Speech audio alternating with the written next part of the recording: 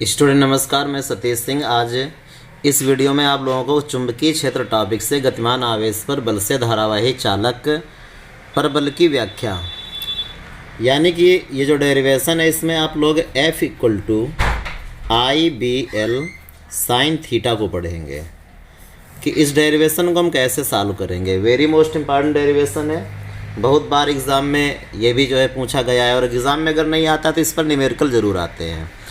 तो चलिए शुरू करते हैं, इसको समझते हैं, क्योंकि ये आपके लिए बहुत ही काम का हो सकता है एग्ज़ाम के लिए। तो गतिमान आवेश पर बल से धारावाही चालक पर बल की व्याख्या। हमारे पास एक धारावाही चालक रहेगा और उस पर कितना बल लगेगा इसको हम लोग यहाँ पे ज्ञात करेंगे। तो मान लेते हैं कि एक चुंबकीय क्षेत्र है, एक समान चुंबकीय क्षेत्र।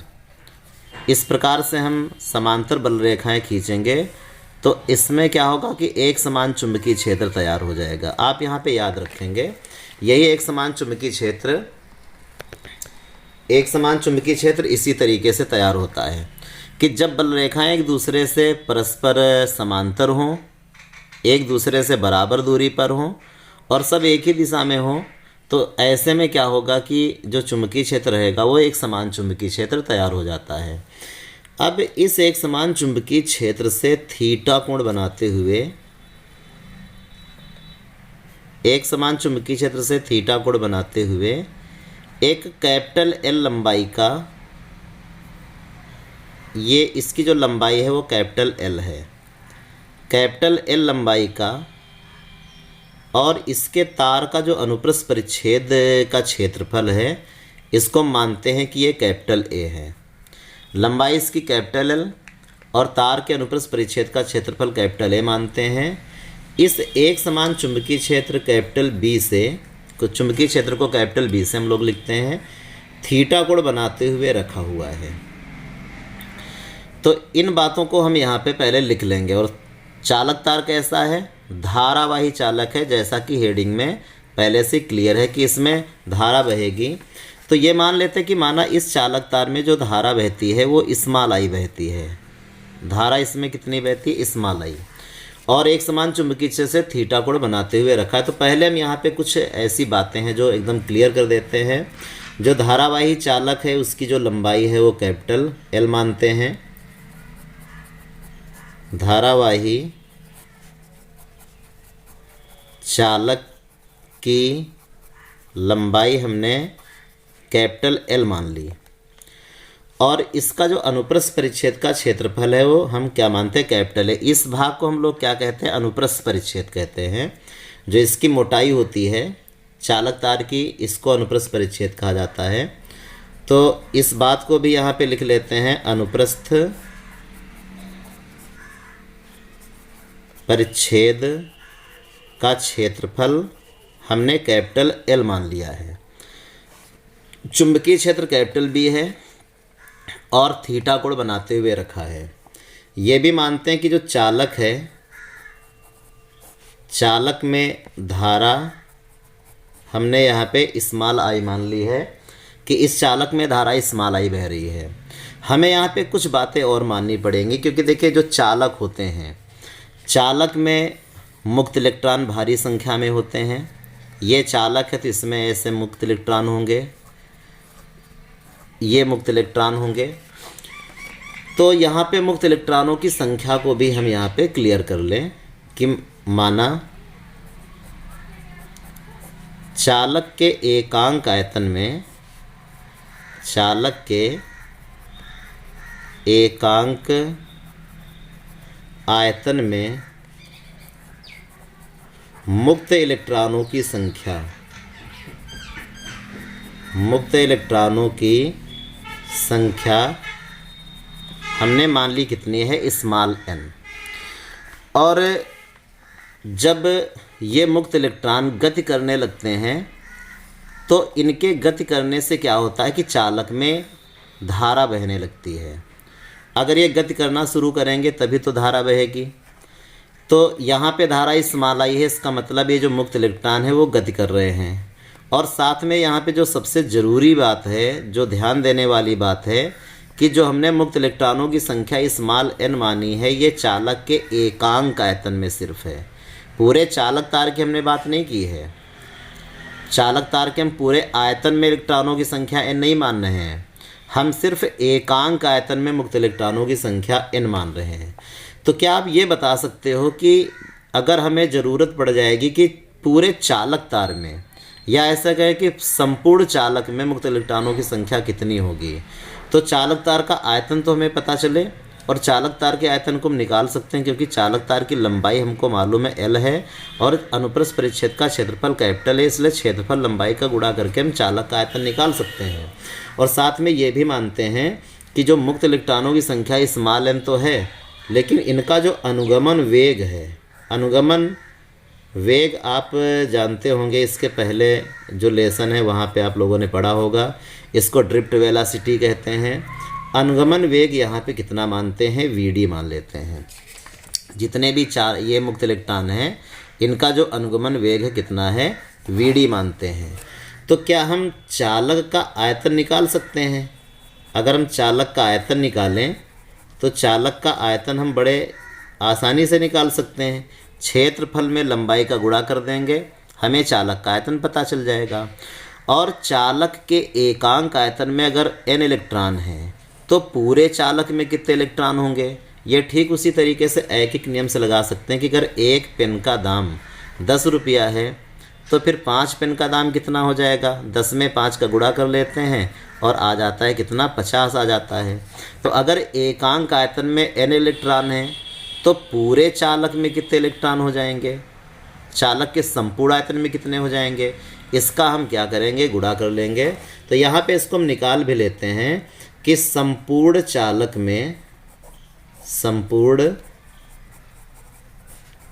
में इलेक्ट्रॉनों की संख्या को निकाल लेते हैं। संपूर्ण चालक में इलेक्ट्रॉनों की संख्या बराबर, तो इसमें हम क्या करेंगे कि एकांक आयतन में n इलेक्ट्रॉन थे और चालक का जो संपूर्ण आयतन है वो Al है, दोनों का गुणा कर लेंगे, NaL आ जाएगा। तो इससे क्लियर हो गया कि संपूर्ण चालक में इलेक्ट्रॉनों की कुल संख्या जो है वो NaL इसमें दी गई है। इतने संपूर्ण चालक में कुल इलेक्ट्रॉन हैं। अब चलिए हम डेरिवेशन की शुरुआत करते हैं, क्योंकि सारी चीज़ें हमने यहाँ पे क्लियर कर ली हैं।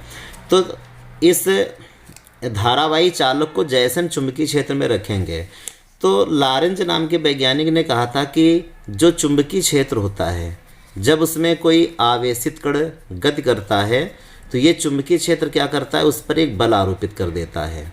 कोई भी आवेशित कण हो, चाहे ऋणावेशित कण हो चाहे धनावेशित कण हो, आवेशित कण हो, तो ये चुंबकीय क्षेत्र क्या करता है, उस पर एक बल आरोपित कर देता है और उस बल को हम लोग लॉरेंज बल कहते हैं। F = QVB sin theta. तो चूँकि हम जानते हैं ये धारावाही चालक है और जो धारावाही चालक होते हैं उसमें मुक्त इलेक्ट्रॉन होते हैं, जैसा कि ये देखिए मुक्त इलेक्ट्रॉन हमने यहाँ पे बनाए हैं। तो जब इस चालक में धारा बहेगी तो ये मुक्त इलेक्ट्रॉन भी गति करेंगे इस चालक में, और जब इस चालक में मुक्त इलेक्ट्रॉन गति करेंगे तो ये चालक कहाँ रखा है, चुंबकीय क्षेत्र में। तो इसका मतलब ये हुआ कि चालक के भीतर के जो मुक्त इलेक्ट्रॉन है वो इस चुंबकीय क्षेत्र में गति कर रहे हैं। और जब मुक्त इलेक्ट्रॉन यानी कि आवेशित कण चुंबकीय क्षेत्र में गति करने लगते हैं तो वहाँ पे फिर लॉरेंज का बल अप्लाई होने लगता है, लॉरेंज का बल लगने लगता है। तो सबसे पहले चूँकि हम यहाँ पे धारा की बात कर रहे हैं, अनुगमन वेग की बात कर रहे हैं, इसलिए हम धारा और अनुगमन वेग में क्या संबंध होता है इसको पहले हम लिख लेते हैं। और हम जानते हैं कि जो धारा का जो सूत्र होता है अनुगमन वेग के पदों में, वो I = NeAVd होता है। सबसे पहले हमने इसको लिख लिया कि जब इस चालक तार में धारा बहेगी तो वो ऐसे बहेगी, NeAVd, जहाँ पे A क्या है, अनुप्रस्थ परिच्छेद का क्षेत्रफल, और Vd क्या है, जो इसमें मुक्त इलेक्ट्रॉन है, ये उनकी अनुगमन वेग है, ड्रिफ्ट वेलोसिटी है। अब जब इतना हमने काम कर लिया है तो ये भी कर लें कि जब मुक्त इलेक्ट्रॉन इस चुंबकीय क्षेत्र में गति करेगा तो ये चुंबकीय क्षेत्र इस पर बल आरोपित कर देगा और उसे हम क्या कहते हैं, लॉरेंज बल कहते हैं। तो हम यहाँ पर जितने भी चालक में मुक्त इलेक्ट्रॉन होंगे, प्रत्येक मुक्त इलेक्ट्रॉन पर ये चुंबकीय क्षेत्र कितना बल आरोपित करेगा इसको निकालेंगे, प्रत्येक पर। तो यहाँ पे हम लिख लेते हैं प्रत्येक मुक्त इलेक्ट्रॉन पर, प्रत्येक मुक्त इलेक्ट्रॉन पर चुंबकीय क्षेत्र द्वारा लगने वाला बल, प्रत्येक मुक्त इलेक्ट्रॉन पर चुंबकीय क्षेत्र द्वारा लगने वाला बल निकालेंगे। लगने वाला बल किस सूत्र से? लॉरेंज बल से। F equal to Q, Q यहाँ पे नहीं लिखेंगे क्योंकि यहाँ पे जो गति करने वाले हैं वो इलेक्ट्रॉन हैं, इसलिए जो इलेक्ट्रॉन का आवेश होता है उसको क्यू से ना लिख करके ई से लिखा जाता है, इसलिए हमने यहाँ पे क्यू की जगह ई लिख लिया। अब इसके बाद नंबर किसका आता? वेग का। वेग यहाँ पे कैसा है? ड्रिफ्ट वेलोसिटी है, अनुगमन वेग है, इसलिए v की जगह यहाँ पे हम vd लिखेंगे। और चुंबकीय क्षेत्र तो चुंबकीय क्षेत्र ही है, इसको b से लिखेंगे। और साइन थीटा, चूँकि कोण थीटा यहाँ पे बन रहा है इसलिए आगे हमने ये लिख लिया साइन थीटा। इसका मतलब है कि प्रत्येक इलेक्ट्रॉन पर इतना बल लग रहा है। लेकिन एक इलेक्ट्रॉन पर अगर इतना बल लगता तो हमारे पास इलेक्ट्रॉनों की कुल कितनी संख्या है? इलेक्ट्रॉनों की जो कुल संख्या है वो तो NaL है। तो ऐसा करें कि सभी इलेक्ट्रॉनों पर या पूरे चालक तार पर, यहाँ पे इसको हम दो तरीके से लिख सकते हैं। इस चालक तार के भीतर जितने भी मुक्त इलेक्ट्रॉन हैं या तो सब पर लगने वाला बल निकाल लें, या ऐसा कह दें कि चालक तार पर लगने वाला बल कितना होगा। तो हम सीधे यही लिखते हैं कि चालक तार पर जो लगने वाला बल है वो कितना होगा। तो यहाँ पे लिखेंगे चालक तार पर लगने वाला बल, लगने वाला हम यहाँ पे निकालेंगे बल, और इसको हम F डैश से लिख देंगे ऊपर वाले बल को, और इसको लिखेंगे F से। तो चालक तार पर जब लगने वाला हम बल निकालेंगे तो सभी मुक्त इलेक्ट्रॉनों पर लगने वाला बल निकाल लेंगे, वही चालक तार पर लगने वाला बल हो जाएगा। यानी कि एक मुक्त इलेक्ट्रॉन पर लगने वाला बल, मुक्त इलेक्ट्रॉन पर लगने वाला बल, और इनटू में मुक्त इलेक्ट्रॉनों की कुल संख्या, मुक्त इलेक्ट्रॉनों की कुल संख्या, कुल संख्या। एक मुक्त इलेक्ट्रॉन पर जो लगने वाला बल है वो ये सामने है, कितना लगता है? E V D B sine theta. और मुक्त इलेक्ट्रॉनों की जो संख्या उसको हम पहले से ही ऊपर निकाल चुके हैं, वो NaL है। तो यहाँ पे हमने Na और L लिख लिया। अब इसके बाद हम ऐसा करते हैं कि N को सबसे आगे, इसके बाद नंबर आएगा E का, Ne, इसके बाद A को लिखते हैं A, और Vd को हम यहाँ पे ऐसे लिख लिया। इसके बाद हम B को लिखते हैं, इसके बाद हमने यहाँ पे L को लिखा, और सबसे आखिरी में यहाँ पे हम साइन थीटा को लिखेंगे। और चूँकि इस सूत्र को हम जानते हैं कि जो NeAVd सूत्र होता है ये तो I का होता है, क्योंकि हम लोग पहले से जानते हैं कि वैद्युत धारा और अनुगमन वेग में ये संबंध होता है I = NeAVd। तो इसकी जगह हम क्या लिख सकते हैं? I लिख सकते हैं। तो F = कितना आ जाएगा? इसकी जगह I लिखेंगे, आगे फिर रहेगा BL साइन थीटा। इस प्रकार से हमने जब कोई धारावाही चालक तार एक समान चुंबकीय क्षेत्र में रखा जाता है तो उस पर F = IBL साइन थीटा इतना बल आरोपित होता है। और ये बहुत ही इम्पॉर्टेंट फार्मूला है। साथ में हम ये भी यहाँ पे सीखें कि जब F = IBL साइन थीटा आ गया तो इसका सदिश रूप क्या होता है, क्योंकि आजकल जो परीक्षा के पैटर्न है वो चेंज हो रहे हैं और सदिश रूप बहुत ज़्यादा पूछे जाने लगा है। तो जो बल है चूँकि वो एक सदिश राशि है तो F में तो यहाँ पे हम वेक्टर लगा लेंगे, लेकिन यहाँ पे हम ध्यान देंगे चूँकि I धारा एक अदिश राशि है, चुंबकीय क्षेत्र सदिश राशि है, लेकिन जो छोटी लंबाइयाँ होती हैं वो चुंबकीय क्षेत्र के लिए सदिश का काम करती हैं। तो जिस तरीके से AB साइन थीटा बराबर A vector cross B vector लिखते थे, उसी तरीके से BL साइन थीटा बराबर हम यहाँ पे क्या लिख सकते हैं? L वेक्टर क्रॉस में B वेक्टर। तो I को हमने यहाँ पे बाहर कर दिया, I को हम बाहर कर देंगे और BL साइन थीटा की जगह क्या लिख देंगे? L वेक्टर क्रॉस में B वेक्टर। तो ये क्या आ जाएगा? इस सूत्र का सदिश रूप हो जाएगा। तो तो आप लोग इसे अच्छी तरीके से तैयार रखेंगे F equal to I well sine theta, क्योंकि इस पर न्यूमेरिकल भी बहुत ज़्यादा आते हैं और इसीलिए हमने इस फार्मूले पर दो न्यूमेरिकल आप लोगों के लिए जो आपके लिए बहुत उपयोगी हो सकते हैं, इसी प्रकार के दो न्यूमेरिकल हमने पहले से ही आपके लिए यहाँ पे लिख रखे हैं, जो आपके बहुत ही काम आएंगे और दोनों ही न्यूमेरिकल बहुत ज़्यादा इम्पॉर्टेंट हैं। तो इसमें जो पहला न्यूमेरिकल है वो कहता है कि 40 सेंटीमीटर लंबे तार में ये तार की लंबाई दी गई है, इसको हम लोग L से नोट करेंगे, L इक्वल टू 40 सेंटीमीटर। इसको मीटर में कन्वर्ट कर लेते हैं तो 40 इंटू 10 पावर कितना आ जाएगा, माइनस का 2 मीटर हो जाएगा।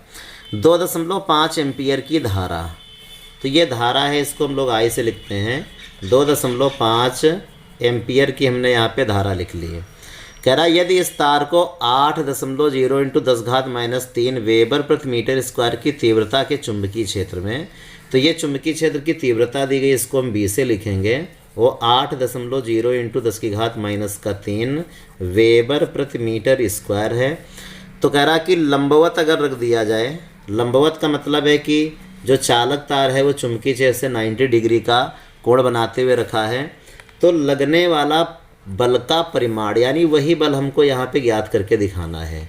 तो आप लोग जानते हैं कि जब किसी चालक तार को चुंबकीय क्षेत्र में रखा जाता है तो चुंबकीय क्षेत्र उस पर F equal to I B L sine theta इतना बल आरोपित करता है। यहाँ पे सबकी वैल्यू को रखेंगे, I की जो वैल्यू है वो 2.5 है, B की जो वैल्यू है वो 8 इंटू 10⁻³ है, L की जो वैल्यू इसमें दी गई वो 40 इंटू 10⁻² है और आगे रखेंगे साइन थीटा की जगह 90 अंश। तो सबका जब हम यहाँ पे गुणा करेंगे, इस 2.5 का इस 8 में गुणा कर लेते हैं तो 25 अट्ठे कितना होता है, 200 होता है, 200, लेकिन एक अंक बाद दशमलव यहाँ पे लगेगा। इसके बाद यहाँ पे इस हम 40 को भी लेकर आते हैं, 40, और इसकी जो पावर है उनको एडजस्ट करें, -2 -3 -2 कितना हो जाएगा, -5 आ जाएगा। अब 20 का 40 का गुणा कर लेते हैं तो कितना बन जाएगा, 800 आ जाएगा और इंटू 10⁻⁻5। लेकिन ये जो 10 इसमें जो 800 में 2 जीरो है, 10⁻+2 बनाएगा और -5 के साथ जब हल करेंगे उसको तो F इक्वल टू आ जाएगा 8 इंटू में ये 10⁻+2, ये -5 +2 -5 कितना, -3 बचेगा, 10⁻³ न्यूटन, इतना बल हमको यहाँ पे प्राप्त हो जाएगा। इसके बाद जो दूसरा क्वेश्चन इस पर है, ये भी बहुत ज़्यादा एग्जाम में आ चुका है।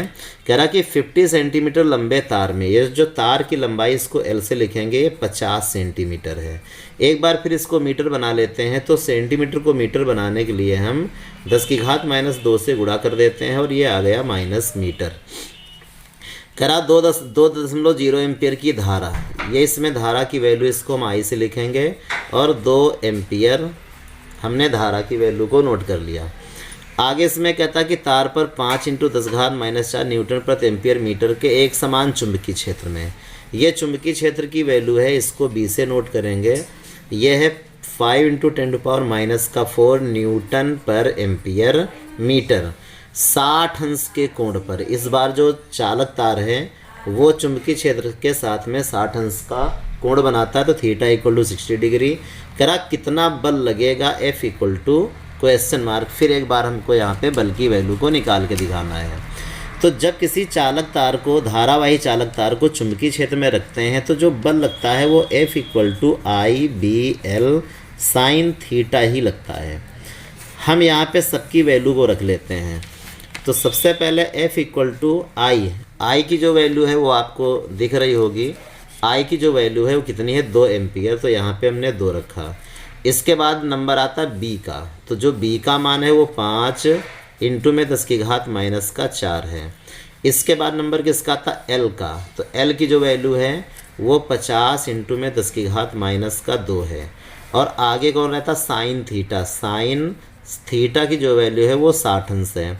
तो इस तरीके से F इक्वल टू 2 और 5 का गुणा करेंगे, आ जाएगा 10 इंटू 10⁻⁻4 और ये क्या रहेगा, 50 यहाँ पे बना रहेगा, इंटू 10⁻⁻2 और साइन 60 अंश का जो मान होता है √3/2 2 होता है। तो इसके बाद हम थोड़ा सा यहाँ पे कैंसिल कर लेते हैं वैल्यू, और 2 से इस 50 को काटेंगे, आ जाएगा 25। और पावर को एडजस्ट करते हैं, 10 की घात +1 -4 -3 बचेगा, और ये -2 हो जाएगा -5। साथ में 25 और इंटू में √3 की वैल्यू 1.732 होती है, और 10 की घात कितना आ जाएगा, -5 आ जाएगा। जब 25 का इसमें हम गुणा करेंगे तो गुणा करने के बाद जो हमें वैल्यू प्राप्त होगी, तो 25 का हम गुणा कर लेते हैं। 25 का सबसे पहले 2 में करेंगे तो कितना आ जाएगा, 50। 50 का 0, 25 का 3 में करेंगे 75, और वो 5 कितना बन जाएगा, 80। अब की बार हासिल कितना बनेगा, 8 बन जाएगा, और फिर आ जाएगा 3 आ जाएगा। इसके बाद फिर कितना आ जाएगा, 43 आ जाएगा। 0.3 अंक बार लगाएंगे यहाँ पे, 10 की घात -5 बन जाएगा। अब दशमलव को 1 अंक आगे जब हम बढ़ा देंगे तो इसमें +1 हो जाएगा, और बल की जो वैल्यू होगी वो 4.33 इंटू 10 की घात -4 न्यूटन, ये हमें आंसर प्राप्त हो जाएगा। तो ये derivation F = IBL sin theta, और ये उस पर 2 न्यूमेरिकल जो कि बहुत ही आपके लिए उपयोगी साबित होंगे, इम्पॉर्टेंट न्यूमेरिकल हैं। आप इनको जो है अच्छी तरीके से समझें। Thank you.